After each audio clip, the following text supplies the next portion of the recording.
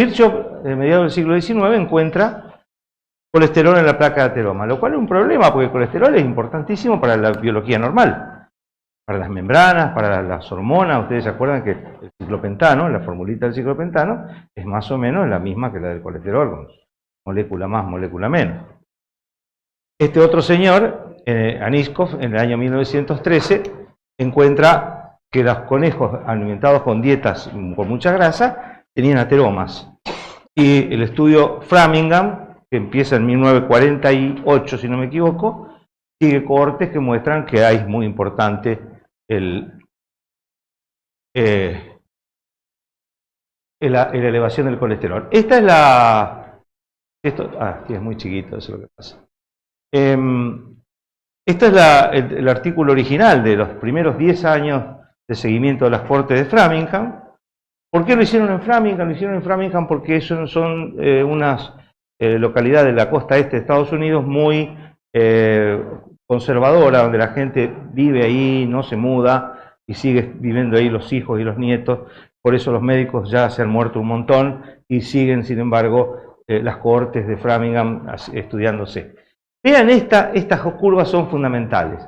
Esto es lo que pasa con, no sé si alcanza a ver lo que quiero señalar, colesterol sérico y porcentaje de la población con cardiopatía isquémica, la raya completa, la raya entera, y sin cardiopatía isquémica, la raya punteada. ¿Qué es lo que pasa? ¿Qué sucede ahí? ¿Qué es lo primero que se ve a simple vista? ¿Qué te parece? Y que las curvas están, exactamente, las curvas están completamente superpuestas. Ahora, si yo te pregunto, ¿las medias son diferentes? Porque la media queda por acá. Una acá y otra acá. Son diferentes las medias. Pero un cachito así. Y todo esto otro, toda esta cantidad infernal, es lo mismo. O sea, no tiene valor discriminante el colesterol para saber si la persona va a tener o no cardiopatía isquémica, excepto en esta circunstancia de acá abajo y en esta de acá. O sea, cuando es muy alto o es muy bajo. Si es muy bajo, es muy raro que una persona tenga cardiopatía isquémica. Y si es muy, muy alto, es raro que no la tenga. Pero en el gran porcentaje de los casos, no se sabe. Y acá viene la preguntita que algunos que me conocen de la facultad sabrán que la hacía siempre. ¿Cuánto es el colesterol normal? ¿Alguien sabe? No sean tímidos, che. ¿Cuánto es el colesterol normal? ¿No te acordás? 1,80, 2. ¿Cómo? Menos de 200. ¿Sí? Vos ya sabés bueno, este show lo he hecho muchas veces. Ese es el problema. ¿Alguien leyó alguna vez la frase colesterol normal? ¿Qué es lo que han leído? Deseable. Qué palabreja, ¿no? O sea, no es que sea normal o anormal. Es el colesterol que yo, médico, deseo. ¿Qué palabra? Deseo que mi paciente tenga. Mirá vos. O sea que mirá vos cómo es la cuestión. ¿De dónde habrá salido este asunto del colesterol normal? O no, ya no lo normal, deseable, porque normal sería otra cosa. ¿Qué es lo normal? Una discusión para una charla larga, ¿no? Salió de acá, del estudio de los 7 países, 7 Country Study. Hay un sitio en internet que se llama así, donde están todos los datos de esto, y vieron que en los 7 países estos, que están marcados acá en azul, se hicieron 16 cohortes y de acuerdo al aumento, esto está en milimoles, de acuerdo al aumento de la media poblacional, y ahí hay trampa, aumentaba en las ordenadas la mortalidad por enfermedad coronaria. Esto tiene un cierto tufillo a estudio ecológico. Es decir, cuando yo hablo de media poblacional, quiero decir que cuando la población en general tiene determinado colesterol, va a pasar determinada cosa. Pero también podría decir, por ejemplo, que en la Argentina la media de ingreso per cápita es mayor que en Bolivia. Con lo cual yo podría deducir que yo, que soy argentino, tengo más plata que cualquier boliviano. Cosa que no debe ser así, ¿no? Debe haber muchos bolivianos de la Santa Cruz de la Sierra, de la zona rica de Bolivia, que deben tener 1000 veces más plata que yo. Entonces, esto tiene algunas cositas que cuando se llegaba más o menos acá, a esta cantidad, 5 milimoles, que son más o menos equivalente a los 200 de colesterol total, la cosa empezaba a aumentar en forma más o menos brusca. Entonces ahí quedó lo del 200 miligramos de colesterol total deseable. Yo deseo que. Bueno. Esto a veces se caso, a veces no. Lo mismo pasó cuando se hizo esta distribución, estas curvas que son lo mismo. Colesterol en milimoles, acá alrededor de 5. Como ven, las curvas empiezan a irse para arriba en las distintas cohortes que están graficadas con distintas formas, con triangulitos llenos, triangulitos vacíos, etc. Que así todos son distintas, ¿no? Porque vean acá, vean las curvas del Mediterráneo, de la zona mediterránea del sur de Europa, que son estos de acá. Qué distinto del norte de Europa. O sea, hay otras cosas claramente, donde esto es un factorcito más, pero que hay muchísimas otras cosas que son tan o más importantes que el colesterol total. Y ahora les voy a contar un cuentito, que es para ver que se acuerden más o menos para siempre de cómo diablo es el metabolismo endógeno del colesterol, porque es el que realmente importa. El exógeno es este que está acá. Las grasas de la dieta en el intestino pasan a kilomicrones para que se absorban, van a los capilares y de ahí a músculo, a tejido adiposo y ácidos grasos. Y lo que queda, que es lo que se llama kilomicrón remanente, va al hígado, donde se procesa. Y ahí en el hígado, ¿qué es lo que pasa? El hígado sintetiza unas proteínas que se llaman lipoproteínas o apoproteínas. Estos son sinónimos. Es decir, lipoproteína o apoproteína es la misma cosa. Y son como unas lanchitas, como unos lanchones. ¿Vieron los lanchones del río? ¿Y qué es lo que cargan esto? En el hígado, esos lanchones proteicos se cargan de grasas. ¿De qué grasas? Colesterol, triglicéridos y fosfolípidos, básicamente. Cuando salen del hígado son los de muy baja densidad que están marcados acá como VLDL, Very Low Density Lipoprotein. Esos, a medida que van por la sangre y los lanchones, van repartiendo por los tejidos todo el mundo que les pide. Pide triglicéridos, porque para quemar, para conseguir energía, para hacer un asado, para gastar energía, para lo que fuere, hace falta triglicéridos. ¿Por qué? Porque se acuerda que los triglicéridos tienen 3 enlaces de alta energía. Entonces son muy demandados. Y como los van bajando los paquetes de triglicéridos, cada vez la lanchita se va quedando con mayor cantidad relativa de colesterol y de fosfolípidos, y en un momento en que ya no se llaman más VLDL, Very Low, llega un momento que se llaman IDL, o sea, de densidad intermedia. Y cuando ya está al final del camino y ya dejaron todos los paquetes de triglicéridos y le quedó un poco de fosfolípidos y casi todo lo que le queda es colesterol, porque muy poca gente del organismo demanda colesterol. El colesterol sirve para las membranas, para las hormonas, pero poco más. Entonces le va sobrando y dice, ¿y ahora qué hago con este colesterol? Y yo lo tiro en la playa. Cuando lo tiran en la playa, que es el endotelio, vienen los macrófagos, se lo comen y se lo llevan para donde está la capa media, que dice, che, esto que este colesterol voy a hacer un poco de hipertrofia, y ahí viene todo el proceso de la placa de ateroma. Mientras tanto, hay una cuestión buena, que son el colesterol de alta densidad, que lo que hace es el transporte reverso, que va llevando el colesterol desde los tejidos extrahepáticos, los va devolviendo al hígado, a lo que sobró, parte de lo que sobró, lo va devolviendo para que se reprocese. 70% del colesterol orgánico se fabrica en el hígado. Por eso, si yo no como nada, si yo como verdura, sí señor, pero el 70% se fabrica en el hígado. y sobre todo de noche. Por eso aquella indicación de dar los hipolipomiantes a la hora de acostarse. Esto más o menos se lo van a acordar. Las lanchas, llenas de las 3 grasas, la más demandada son los triglicéridos, van bajando, haciéndose cada vez de menor densidad, de very low a intermedia y a low, ¿no es cierto? Hasta que al final los paquetes de colesterol los tiran al endotelio. Y ahí tiene el problema de la placa de ateroma.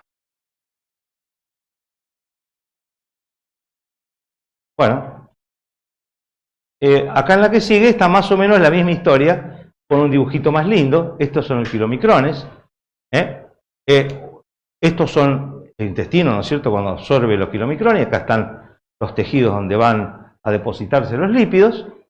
El kilomicrón remanente. Acá está el codificado, que es cada cosa. Fíjense que el ApoB, que es esta cosa que está acá, yo no se los digo porque esta proteína que está aquí, y esta es la ApoB. Porque el ApoB es como, no sé cómo para qué homologarlo, pero es una cosa que por ahí se pone de moda. Todo el mundo habla del dosaje de ApoB, después cae en desgracia, nadie más habla del dosaje de ApoB, y después vuelve otra vez. Ahora he visto que últimamente otra vez se está hablando que el dosaje de ApoB en realidad bla bla bla.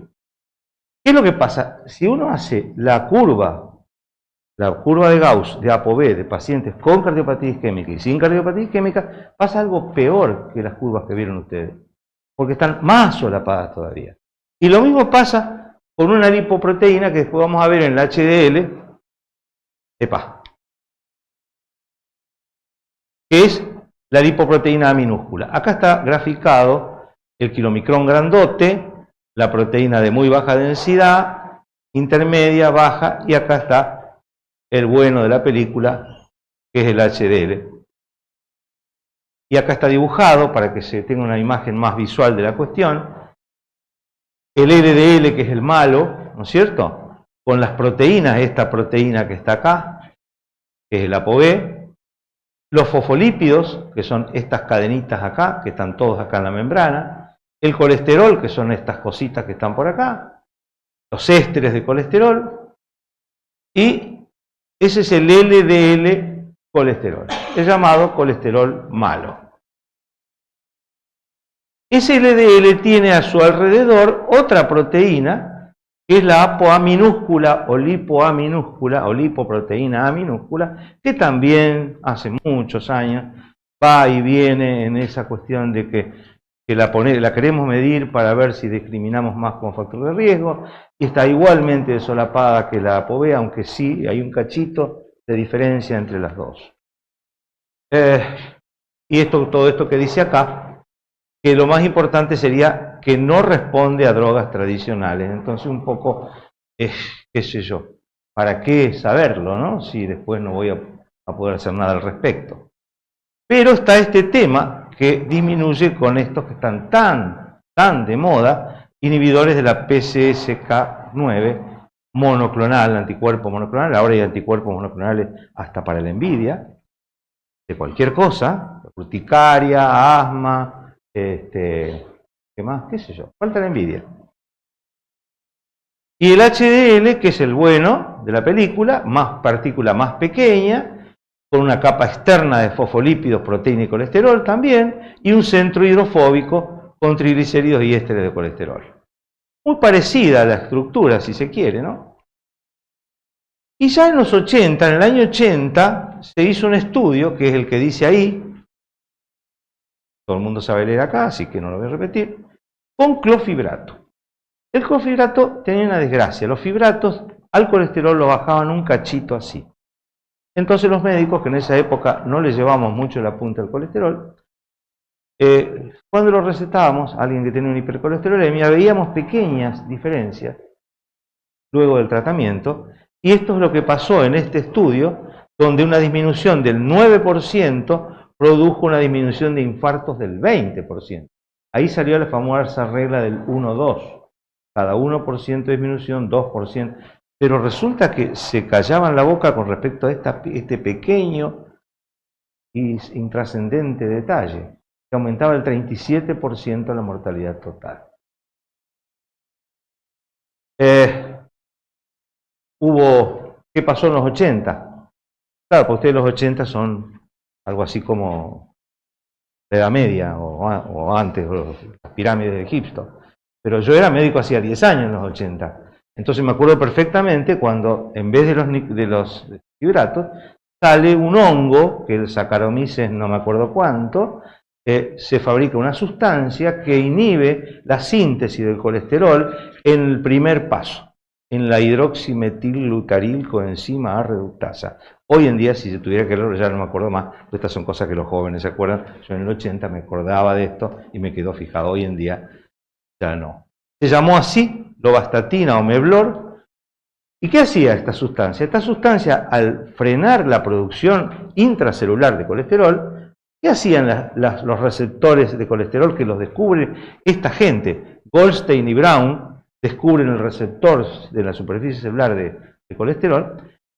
Se hacía la upregulation, se sintetizaban montones de receptores, porque la célula que decía, no tengo colesterol para fabricar hormonas y membranas, me falta colesterol, decía la célula. Entonces cuando la célula decía eso, los receptores aumentaban mucho y se metía más colesterol dentro de la célula, con lo cual bajaba en la sangre, que es lo que está aplicado ahí. Ahí vino este fue otro estudio con el cual batieron el parche de una manera escandalosa, el Lipid Research Clinics. Miren la cantidad de gente, más de 3.000 hombres, guarda el pomo, hombres.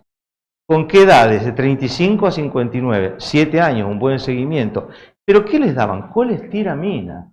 La colestiramina, cuando yo era chico ya no se usaba más, porque tenía un montón de problemas digestivos, inhibe la absorción enteral del colesterol y produce flatulencia, aumento de distensión abdominal, diarrea. Es una porquería la colestiramina, que se usó mucho tiempo solamente en niños con dislipemias congénitas, por el tema de la seguridad, del crecimiento y todo eso.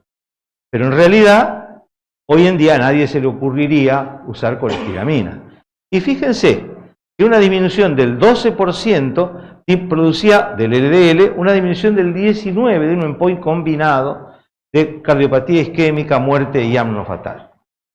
Como siempre, los endpoints combinados son como un licuado. Un licuado donde yo le meto manzana, banana y pera. Metí las 3 frutas, la licuadora, a un rico licuado, y cuando termina ese rico licuado, el que está al lado mío dice, ¿me das un poquito de licuado de manzana? No, mirá, discúlpame, ya los licué. Entonces yo no puedo saber qué pasó en un endpoint combinado, por ejemplo, con la mortalidad por enfermedad cardiovascular, porque la licué con las otras cosas. A lo mejor aumentó o bajó, qué sé yo. Bueno, el NNT, miren lo que era, 141. Esta es la disminución del riesgo. Ustedes están todos familiarizados con el NNT, ¿no es cierto? Bien. Miren lo que hace la dieta sola. No coma esto, no coma aquello, no coma además allá. Miren lo que hace la dieta sola. Baja, no llega al 4%. Había una rama con dieta sola en este estudio. ¿Y qué pasó en este estudio en mortalidad por todas las causas? Ya se imaginarán que ese NS significa no significativo. Estuvo este otro, el Coronary Drug Project. 1000 y pico de pacientes. Seguimos con los fibratos, cloffibratos. Pero ahora, un detalle interesante, prevención secundaria. O sea, gente que ya estaba enferma. A esa gente que ya estaba enferma, la disminución estos son los valores de los que con tratamiento y sin tratamiento, eran 12% y ahora tenemos un NT de 8, que suena absolutamente diferente. Y salto violentamente a la estrella del momento. Ah, no voy a hablar de esto. ¿O no? ¿No?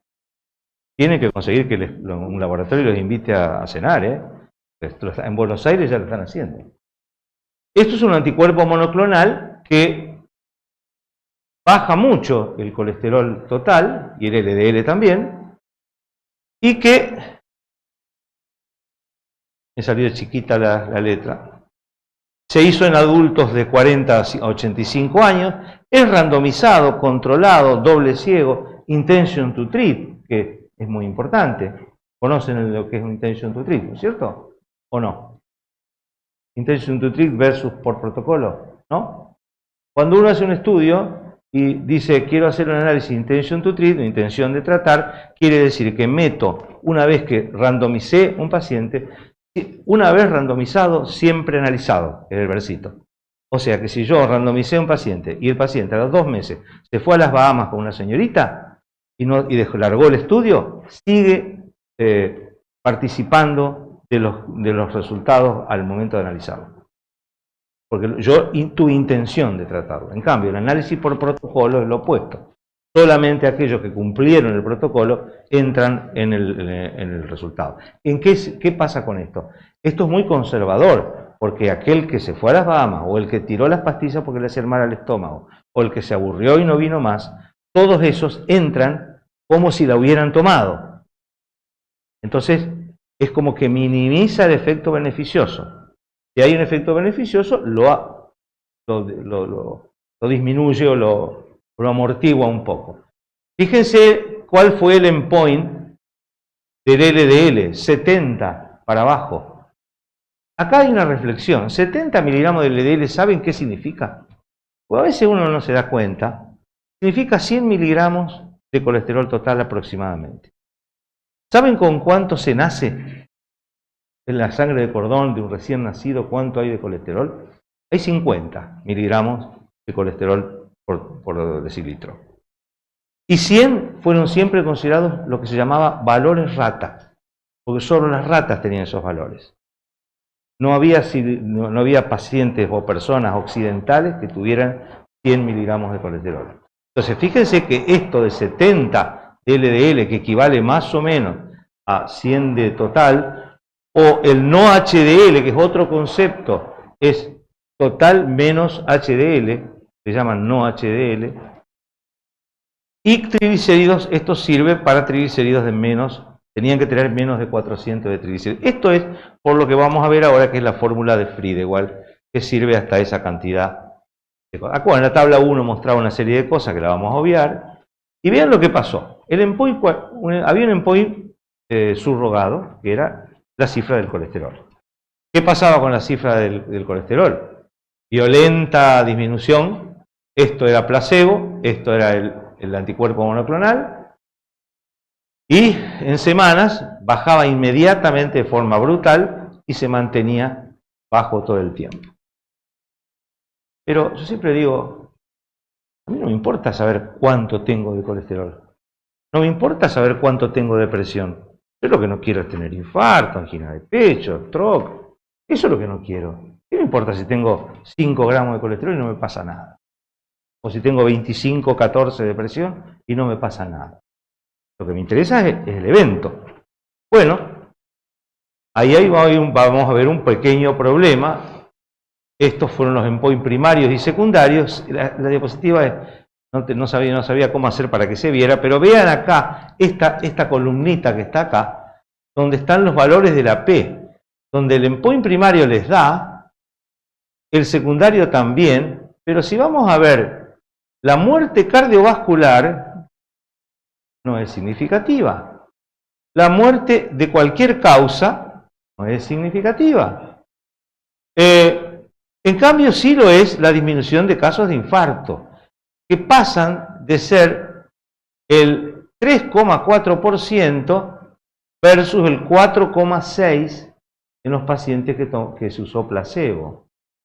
Con lo cual, una P hermosa de menos 0,001, con un hazard ratio muy interesante de 0,73, con un intervalo de confianza muy bueno, de 0,65 a 0,82, o sea, un intervalo de confianza no muy ancho, medio lejito del 1, que el 1 es la condena del intervalo de confianza, el que dice que acá no pasa nada, esto es todo igual.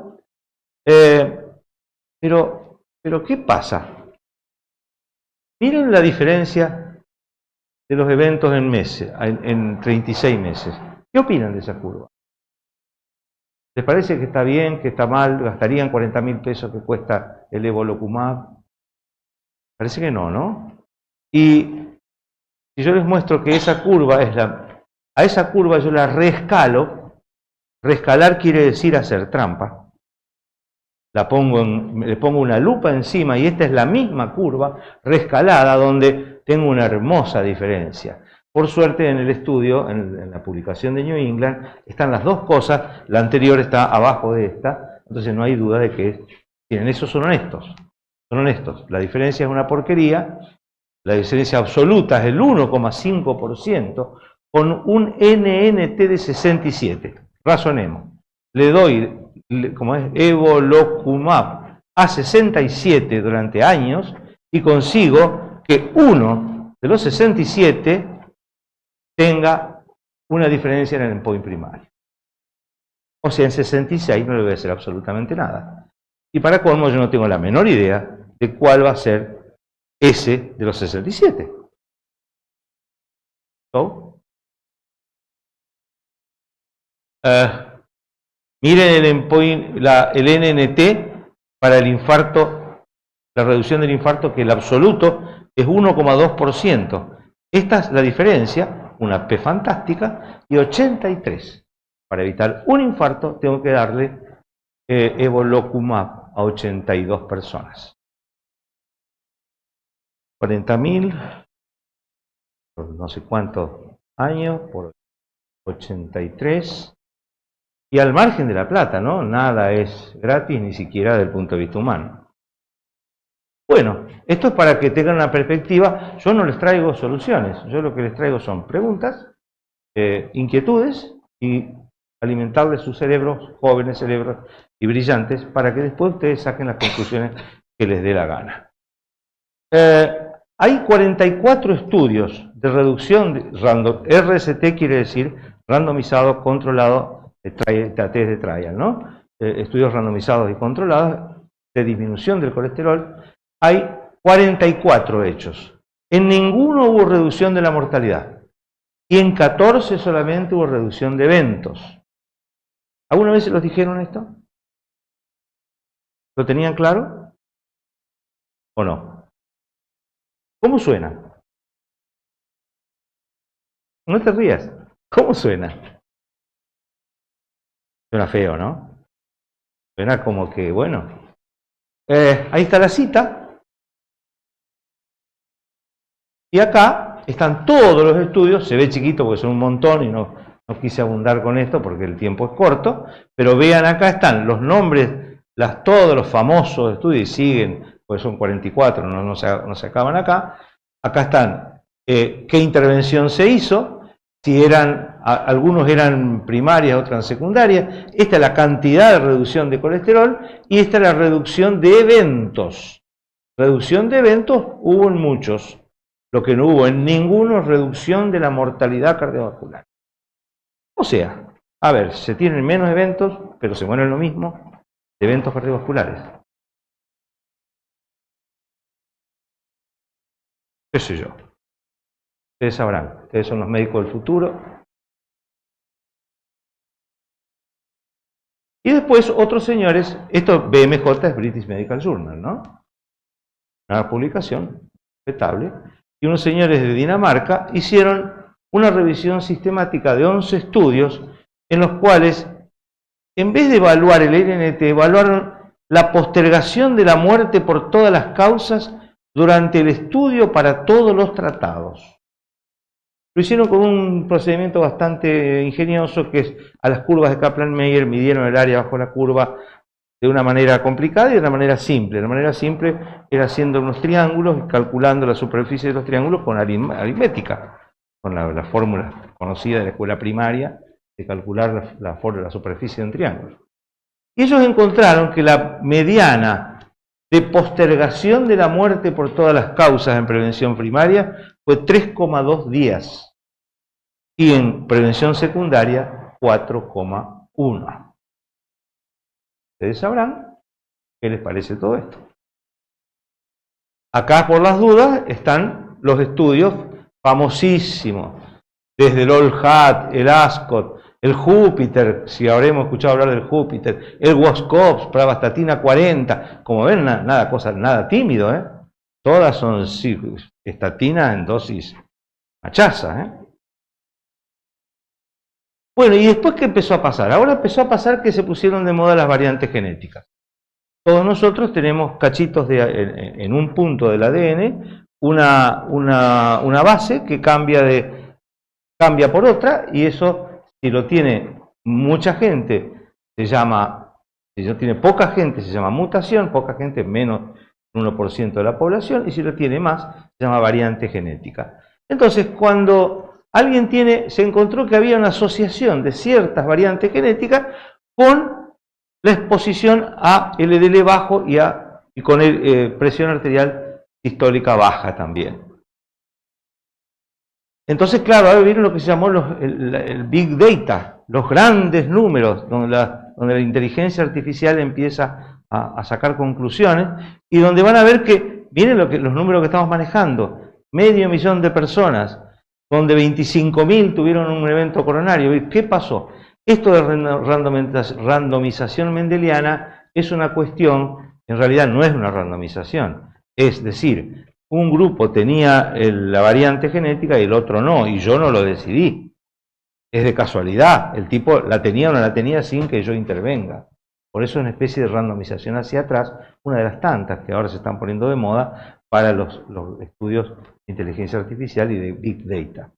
Otro es el Propensity Index, que es otra cosa que se hace como una especie de randomización trucha hacia atrás. Y se encontró que, bueno, que había una relación, grupos de referencia que tenían un score de las variantes genéticas, que si era, y estos eran los grupos, un grupo de referencia que era el que no había ninguna cosa rara, los que tenían un score más alto pero el LDL bajo, la presión sistólica con el score más alto y la sistólica baja, y los dos scores. ¿A dónde voy con todo este lío? Voy a que cambios pequeños en LDL y en presión arterial sistólica se asocian a mayores riesgos que en los estudios epidemiológicos. Eso quiere decir lo que sigue acá, que cada uno de nosotros es diferente de los demás, cosa que lo sabíamos de la época de los griegos. Y después, durante muchas décadas, nos olvidamos. En el futuro, esto va a servir para que uno sepa a quién tratar y a quién no. Y para evitar estas cosas de NNT de 83. No tiene sentido un NNT de 83. Vuelvo para atrás en una cosa. ¿Qué va a pasar? Probablemente estas cosas se popularicen. ¿Y por qué se van a popularizar? Porque la ingeniería genética se ha abaratado de una manera escandalosa. Porque cosas que antes costaban decenas de miles de dólares, ahora en Estados Unidos se consiguen, por ejemplo, hay un test de 30 genes de predisposición a cáncer que cuesta $150, se compra por Amazon. Incluye un asesoramiento de un médico genetista que te habla por teléfono y te dice cómo te dio el resultado. Y no se hace con sangre, es con saliva que se coloca en un recipiente.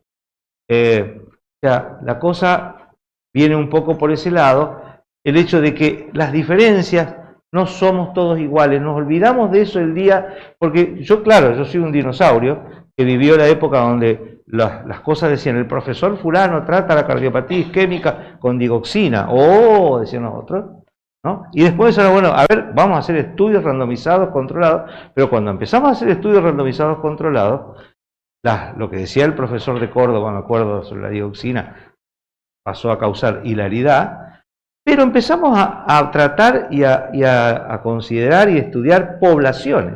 Poblaciones que fueran como eran los chinos antes, que eran todos igualitos, un montón y todos igualitos unos de otros. Porque ¿qué es el estudio? La tabla 1 de cualquier estudio, ¿qué es lo que es?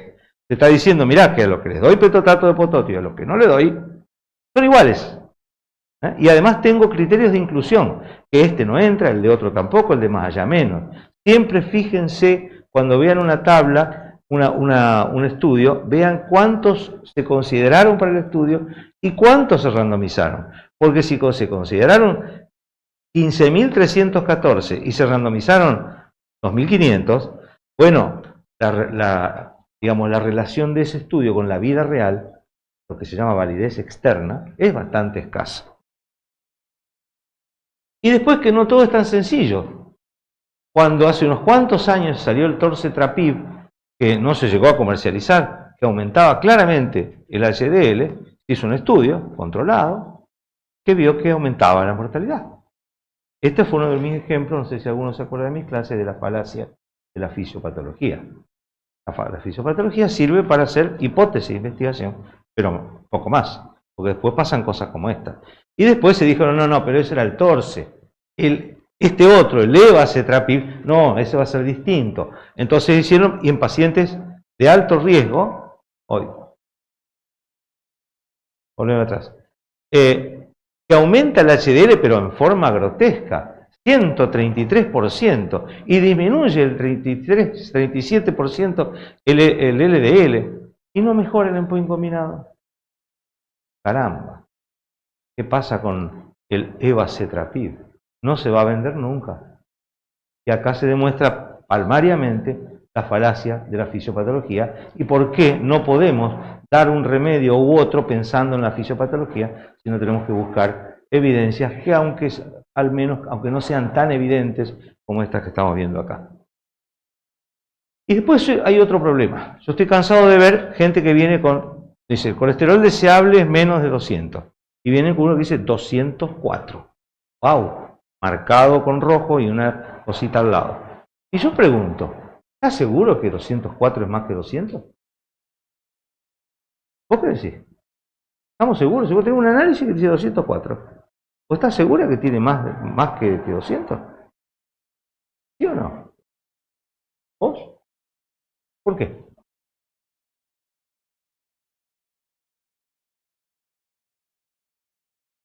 Depende de un montón de cosas. Depende de un montón de cosas. Por eso puse esa pregunta ahí. ¿260 es más que 255? ¿265 es menos? Yo qué sé. ¿Por qué no lo sé? Porque existe esto, que se llama coeficiente de variación, donde se relaciona el desvío estándar, o sea, la variabilidad de las determinaciones en la misma circunstancia.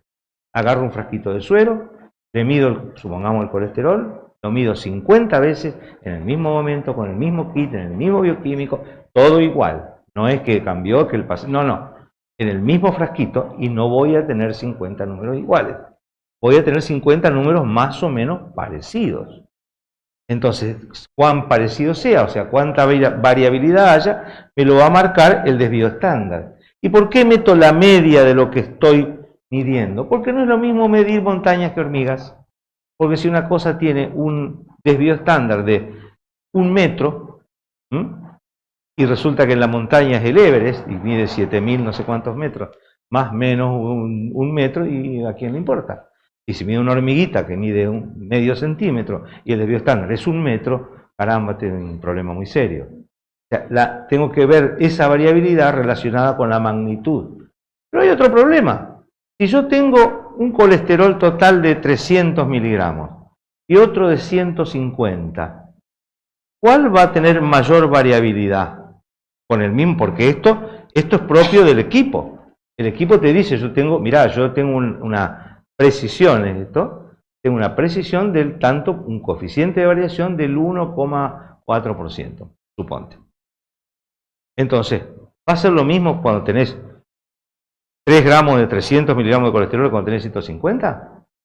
El equipo es el mismo, el porcentaje es el mismo.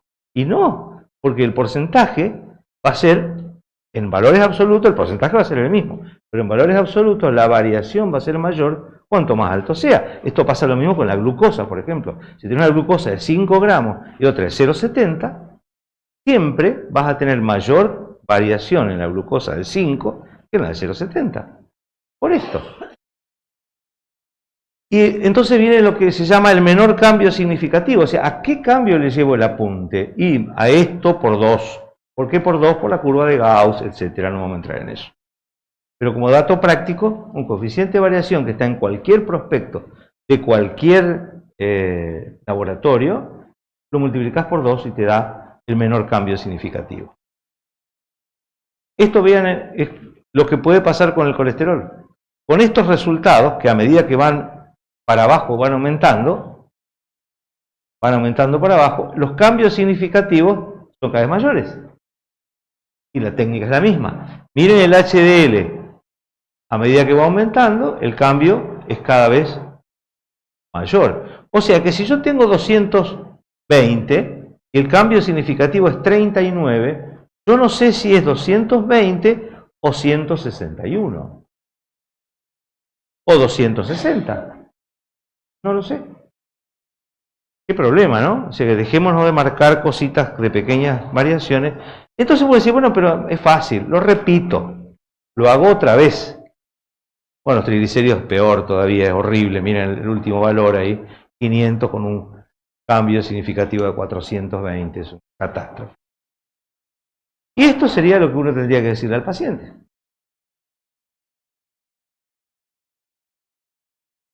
La cara que pondría el señor.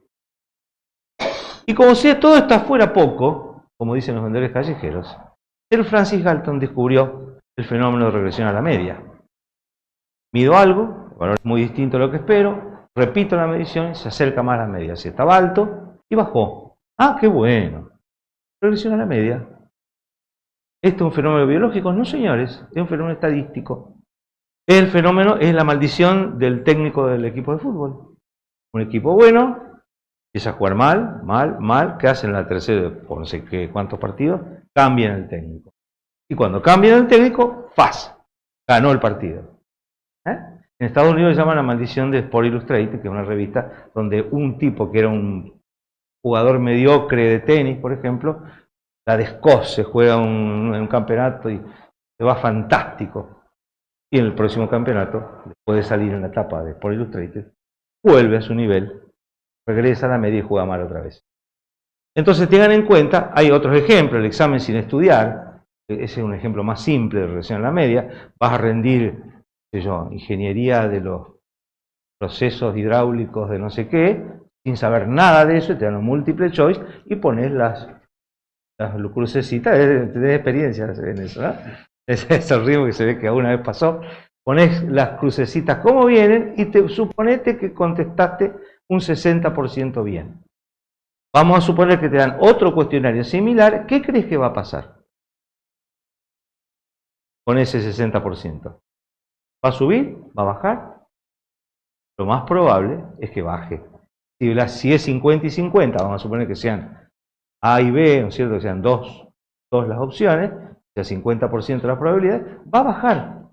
Va a bajar porque va a ser muy raro que aumentes, ¿no? Ese fenómeno se llama regresión a la media y es muy importante y por eso invalida el decir, bueno, ya sé, lo repetimos.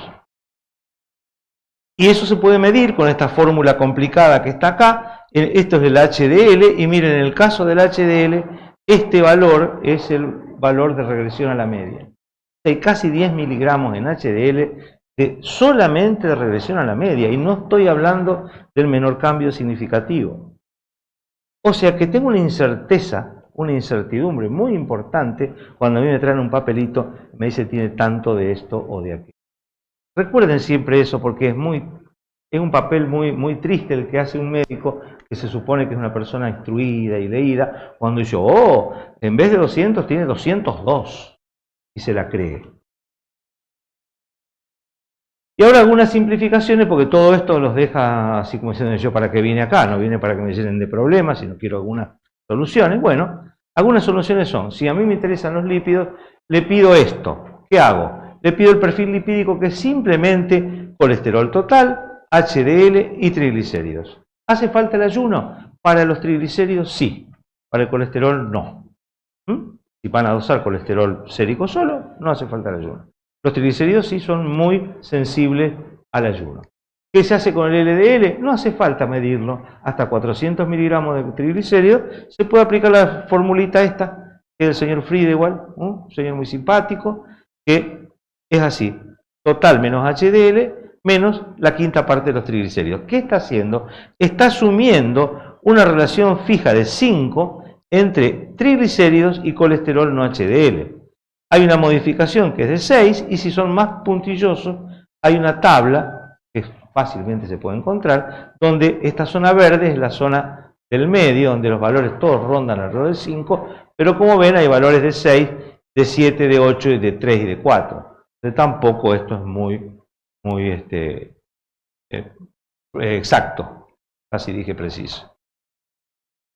A mí me gustaba el ATP3, porque el ATP3 tenía un objetivo de tratamiento claro y decía que era el colesterol no HDL. Y las estatinas, habrán escuchado que estatinas hay miles de trabajos que uno compraba estatina, otro con simvastatina, otro con atorvastatina. ¿Son iguales o son distintas? Todas hacen lo mismo, ¿eh? Todas inhiben la HMG-CoA reductasa. ¿Es un efecto individual de la estatina? Ustedes que son cardiólogos, la insuficiencia cardíaca que se trata con dosis bajas de beta bloqueante, ¿tiene que ser con carvedilol? ¿O un efecto de clase? ¿Entienden lo que digo con el efecto de clase, no? Todos los beta bloqueantes, dosis bajas, ¿hacen eso o no? ¿Todos los estatinas hacen esto o no?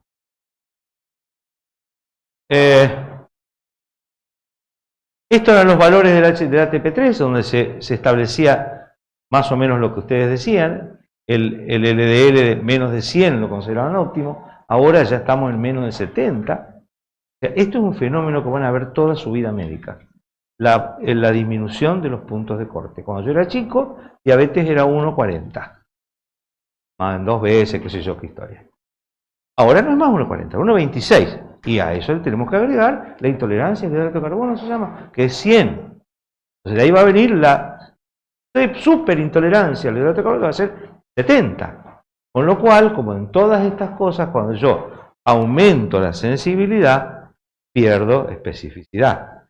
Aumento la sensibilidad, cada vez capto más enfermos y cada vez tengo más falsos positivos.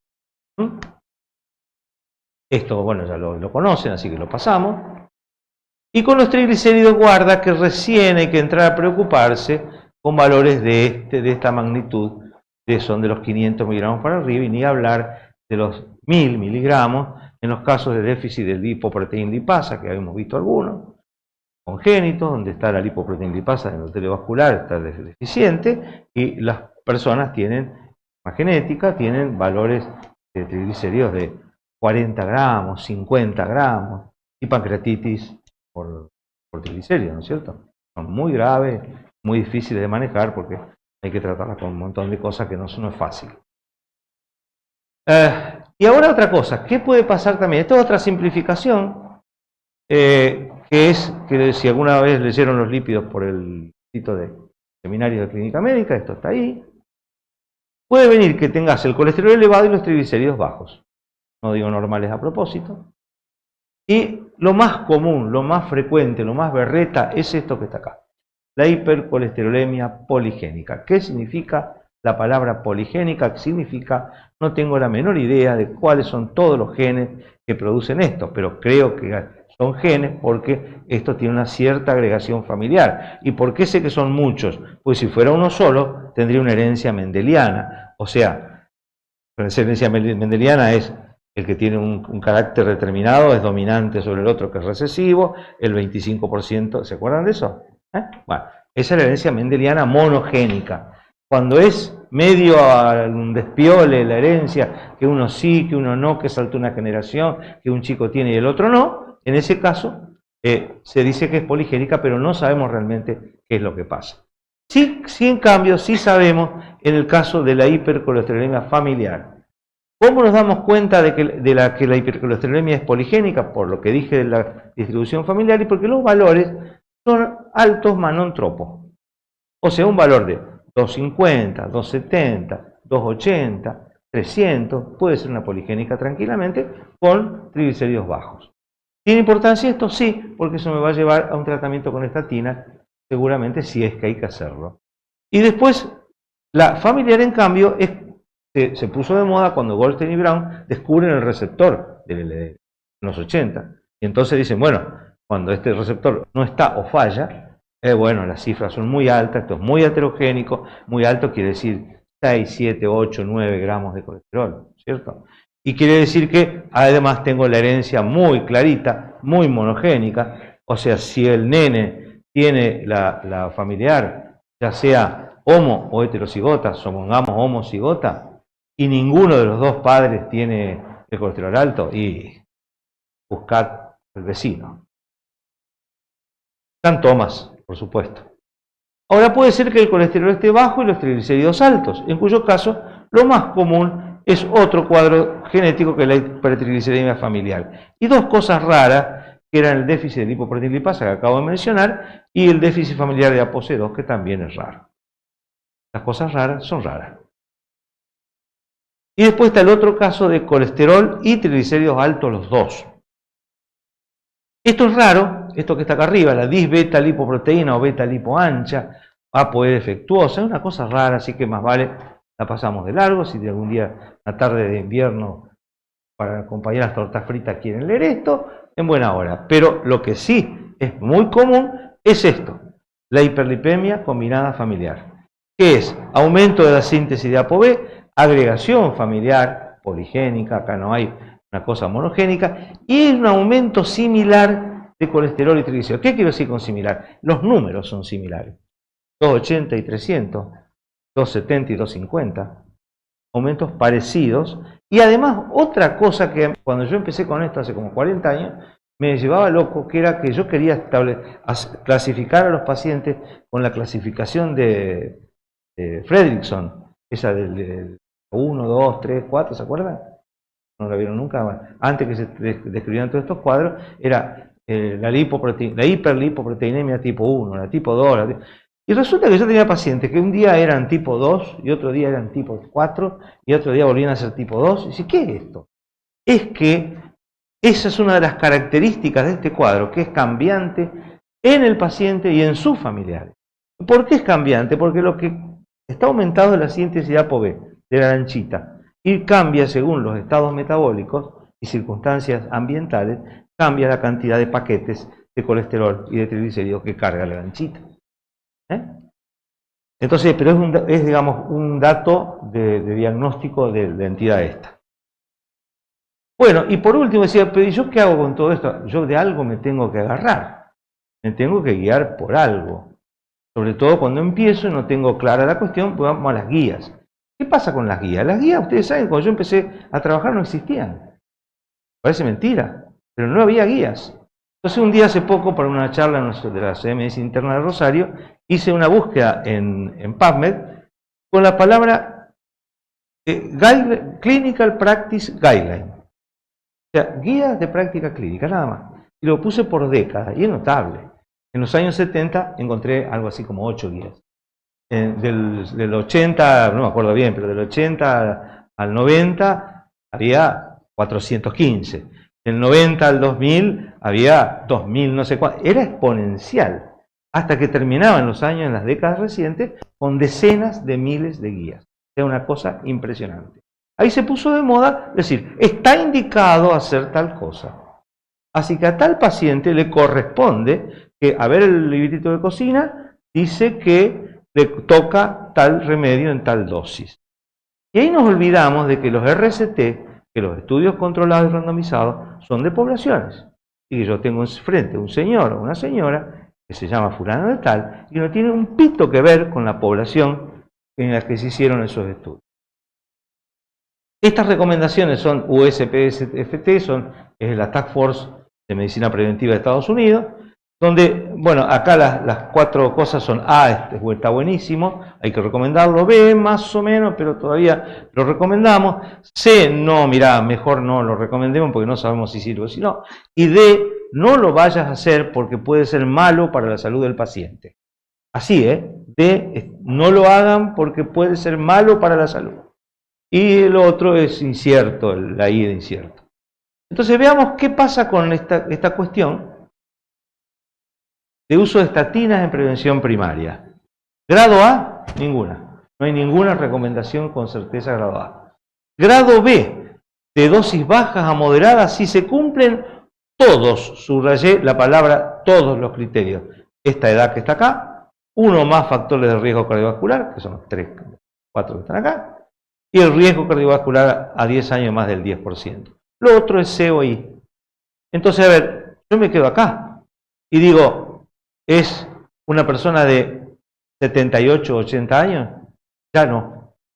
¿Es una persona que no tiene ningún factor de riesgo, aunque tenga esta edad? Tampoco. ¿El riesgo cardiovascular a los 10 años es más del 10%? No, entonces tampoco.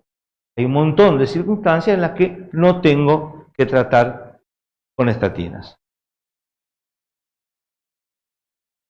Bueno, después está esta guía, que fue la que armó tanto escándalo, que fue la guía de las estatinas para todes. Esto era que había que ponerle estatina, así como se fluorura el agua, se tenía que poner estatina en el agua corriente. Porque era para todo el mundo, y donde ya cualquiera, las puse acá, fíjense que sin enfermedades, sin antecedentes de enfermedad cardiovascular o diabetes, con LDL de más de 70. Escuchame, acá entra hasta el gato que pasa por enfrente. Entra todo el mundo con él.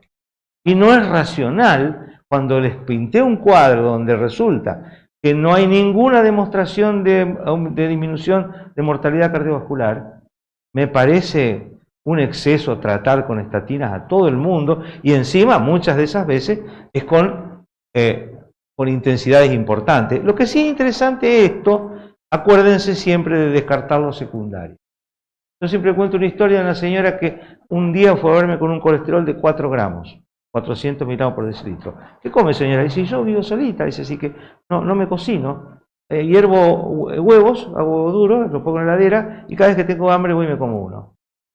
Está bien, ya sabemos que el colesterol no es los huevos y esa historia y toda una historia, pero la señora esta, le dije, mire, no haga eso, coma normal, y de 4 gramos le bajó a unos 5.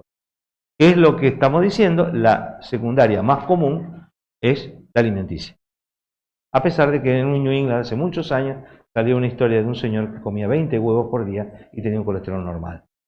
Y lo explicaban por toda una serie de cosas, por la absorción del colesterol es saturable, intestino, se absorbe hasta un punto, etc. Esto es lo que hablan las guías estas que a mí no me gustan, pero las tienen que conocer. Alta intensidad, estos son los valores, miren los valores que habla, 40, 80 de Ator. Moderada intensidad. Quieren disminuir más del 50%. O sea... Y en primaria, diabetes de 40 a 75 años con LDL de 70, intensidad de arranque moderada y riesgo bajo. A mí no me gusta. A mí este combo, yo no lo compro. No diabéticos con esta edad, sin antecedentes de enfermedad cardiovascular y un LDL, está bajo. Y lo tengo que tratar, francamente. Bueno, y las cosas del ejercicio físico, control del peso, etc. En resumen, ¿hay evidencias? Sí, hay evidencias que no son demasiado evidentes. Evidencia más o menos, ¿no? Reducción de eventos, pero la gente se muere lo mismo. ¿Qué es eso? ¿Cómo puede ser que se reduzcan los infartos, se reduce el stroke, se reduce no sé qué? Y te morís igual. Y cosas cardiovasculares, porque mortalidad por todas las causas es otra historia. De muerte cardiovascular. Bueno, el tamaño de los efectos es chiquitito así. 1,2% menos de infarto con evolocumab. ¿Por qué no se van a trabajar al pueblo? En vez de venir a venderme una droga que vale 40.000 pesos. Es porque hay un problema. El 1,2% de ese efecto tan chiquito, habría que saber cómo está lo que se llama el Fragility Index. ¿Qué quiere decir el Fragility Index? Quiere decir que si yo agarro y tiro la monedita 100 veces y me da 60 caras, 40 secas, tengo una P de 0,045, que es claramente significativa. ¿Así? Es menos de 0,05. Pero si al tirar la monedita en vez de 60 y 40 sale 59 y 41, la P pasa a ser de 0,07. Y ya no es más significativa. O sea, una sola monedita que de casualidad salió del otro modo, me dice que ahora el trabajo no es significativo. Así que, o sea, esto no es como los paracaídas, ¿vio? ¿Se acuerdan del chiste? Bueno, no sé si chiste, los estudios de tipo paracaídas. nadie se le ocurre hacer un estudio randomizado y controlado de tirar gente de los aviones con y sin paracaídas en dos grupos a ver quién mate y quién no. Te tiraste el primero y el segundo no hay forma de tirarlo porque se te agarra, ¿no es cierto? No se deja tirar. Bien. El tamaño escaso de los efectos con N, que a su vez hacen que el NT sea enorme, bueno, es un problema muy grave. Las guías con puntos de corte cada vez más bajos, entra todo el mundo, bueno para el negocio, malo para la gente. Y el enfoque poblacional, no individual. O sea, estoy tratando o estoy teniendo en cuenta poblaciones y tengo adelante individuos. La solución es la medicina personalizada, con ayuda o no de la genética, porque acá nos va a demorar mucho tiempo que nos llegue la genética, que en muchas partes ya está. Pero ¿qué pasa? Si yo voy a abordar un paciente concreto y yo sé que no tengo plata para genética, pero tengo el familigrama, puedo preguntarle de qué se moría la gente en su familia, y me dice que el papá, el abuelo y el tío se murieron a los 45 años de un infarto, y yo no tengo demasiada necesidad de genética. Ya tengo un dato que a lo mejor él no le tocó, no lo voy a saber, pero bueno, es algo importante. Y no es lo mismo cuando hago un endpoint primario, donde mezclo todo y meto infarto agudo de miocardio. ¿Es lo mismo un infartito chiquito así de cara diafragmática que un infarto extenso de la cara anterior, de B1 a B6? No es lo mismo. Y es lo mismo, pongamos la hipertensión como factor de riesgo, y es lo mismo 145-94, que supongo que nadie tratará a alguien con esas cifras, ¿no es cierto? Que tener 250-140 en forma crónica y estable, no es lo mismo. Y no es lo mismo si tiene 82 años a que tiene 25, y no es lo mismo si hombre a que si es mujer, y que si la menopausia la tuvo hace un año o no la tuvo todavía, a pesar de que tiene 48 o 50, y está todavía con la protección hormonal, etcétera, etcétera. O sea, puedo evaluar, eso se llama, ese trabajo de hacer todo eso, se llama medicina. Se acabó.